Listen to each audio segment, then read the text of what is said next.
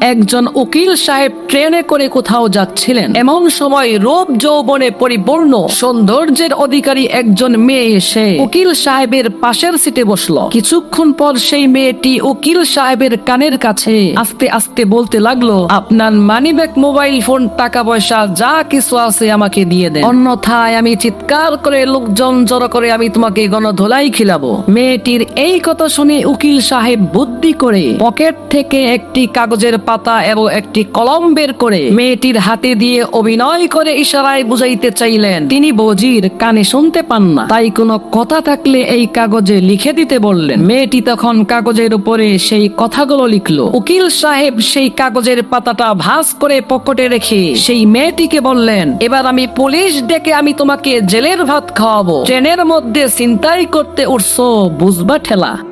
এক লোক একটি চিড়িয়াখানা খুললো আর সেই চিড়িয়াখানায় প্রবেশের মূল্য নির্ধারণ করলো 20 টাকা। কিন্তু দুঃখের বিষয়, কোনো মানুষই সেই চিড়িয়াখানা দেখতে আসলো না। লোকটা তখন প্রবেশের মূল্য কমিয়ে 10 টাকা করলো, কিন্তু তারপরেও কোনো মানুষ সেই চিড়িয়াখানা দেখতে আসলো না। তখন লোকটা রেগে গিয়ে টিকিটের মূল্য ফ্রি করে দিল। এবার চিড়িয়াখানায় প্রচন্ড মানুষের ভিড় লেগে গেল। সবাই চিড়িয়াখানার ভিতরে যে দেশি বিদেশি বিভিন্ন ধরনের পশু পাখি দেখতে লাগলো। এমন সময় সেই লোকটি চিড়িয়াখানার খাঁচার মধ্য থেকে একটি সিংহকে ছেড়ে দিয়ে বাইরে এসে মেইন গেট বন্ধ করে সাইন বোর্ডে লিখে দিল, চিড়িয়াখানা থেকে বের হওয়ার টিকিট 500 টাকা। লোকেরা তখন বেকায়দায় পড়ে 500 টাকা দিয়ে টিকিট কিনে সেই চিড়িয়াখানা থেকে বের হলো।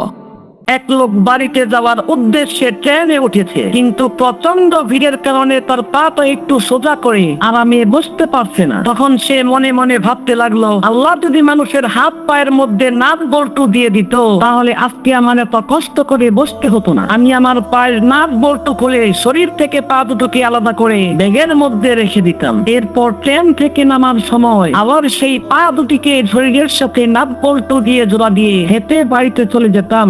ব্যাপারটা কত সুন্দর হতো। এই কথা ভাবতে ভাবতে লোকটি ঘুমিয়ে পড়েছে। কিছুক্ষণ পর লোকটি ঘুম থেকে উঠে দেখে তার ব্যাগটি চুরে নিয়ে গেছে। তখন সেই লোকটি মাথায় হাত দিয়ে বলল, আল্লাহ, আসলেই তুমি মহাজ্ঞানী, তোমার সৃষ্টির মধ্যে কোনো ভুল নাই। সত্যি যদি তুমি পায়ের মধ্যে নাট বল্টু দিতা আর আমি যদি পা খুলে ব্যাগে রাখতাম, তাহলে চিরকালের জন্য আমার সর্বনাশ হয়ে যেত। সারাটা জীবন পা ছাড়াই আমাকে থাকতে হতো।